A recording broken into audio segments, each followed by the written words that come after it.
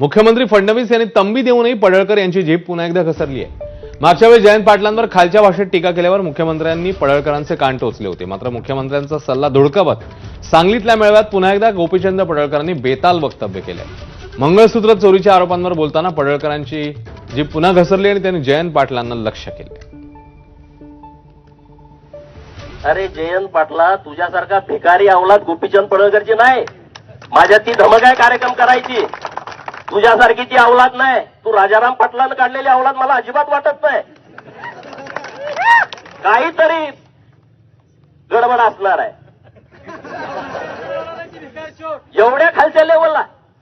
आता माझा दांडियाचा कार्यक्रम आहे, जरा बसा, ये माणसं पाठव, डोळं तिपून जाते तुझं कार्यक्रम बघताना।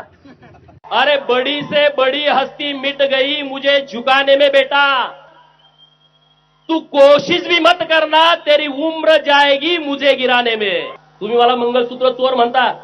जयंतरावला माझा सवाल आहे, तुझ्या कितव्या नंबरच्या बायकोचं मंगळसूत्र मी चोरलं सांग लोकांना।